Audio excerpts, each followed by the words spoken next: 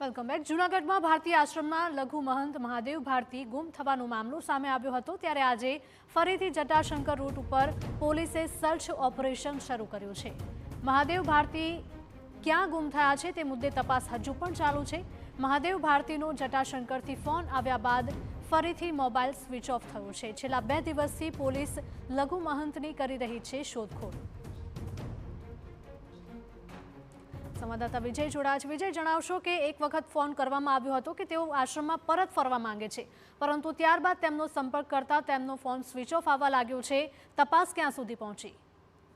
ચોક્કસથી હિરલ જણાવી દઉં તો છેલ્લા 2 દિવસથી જે રીતે ભારતીય આશ્રમના લઘુમહંત મહાદેવ ભારતી બાપુ જે ગુમ થયા, તેઓએ 5 પાનાની સુસાઇડ નોટ લખી અને જ્યારે ગુમ થયા બાદ 1 દિવસ બાદ તેમનો ફરી રાત્રિના એક ટ્રસ્ટીને ફોન પણ આવ્યો હતો કે હું સલામત રીતે આવવા માંગુ છું, મને તમે માફ કરી દો, આવી પણ વાત કરવામાં આવી। ત્યારબાદ ફરી જ્યારે મોબાઈલ સ્વિચ ઓફ થયો છે, હાલ જ્યારે પોલીસ 200 જેટલી પોલીસ અને વન વિભાગનો સ્ટાફ જ્યારે જે જટાશંકર જવાનો જે રૂટ છે તે જટાશંકર સુધી ગિરનારના જંગલમાં આ શોધખોળનું સર્ચ ઓપરેશન આજે ફરી શરૂ કરવામાં આવ્યું છે।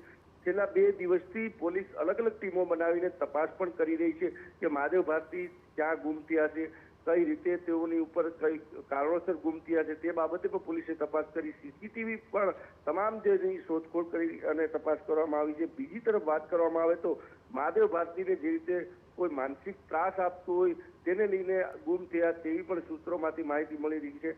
હાલ જ્યારે વહેલી સવારથી જ 200 થી વધુ પોલીસ, પીએસઆઈ અને વન વિભાગના સ્ટાફ દ્વારા ગિરનારના જંગલમાં સર્ચ ઓપરેશન હાથ ધરવામાં આવ્યું છે। જટાશંકર સુધી આ પોલીસ અને ગિરનારના જંગલમાં અલગ અલગ રૂટ ઉપર 7 કરતાં વધુ ટીમો જ્યારે આ તપાસ કરી રહી છે। હજુ પણ મહાદેવ ભારતીનું કોઈ પણ ભાલ નથી મળી, ક્યાં તેઓ ક્યાં છુપાયા અથવા તો ક્યાં ગુમ થયા, કે તેઓ ક્યાંય કોઈ જગ્યાએ અન્ય જગ્યાએ છે કે કેમ। મોબાઈલ તેમનો સ્વિચ ઓફ આવે છે એટલે હજુ પોલીસ છે તે વધુ એ દિશામાં તપાસ કરી રહી છે। જી હિરલ, બિલકુલ, માહિતી બદલ આપનો આભાર। તો ભારતીય આશ્રમના લઘુ મહંત મહાદેવ ભારતી બાપુ ગુમ થવાના મામલે પોલીસ તપાસ હજુ પણ તેજ છે। પોલીસ દ્વારા સતત સર્ચ ઓપરેશન કરવામાં આવી રહ્યું છે। આજે ફરીથી જટાશંકર રૂટ પર પોલીસે સર્ચ ઓપરેશન શરૂ કર્યું।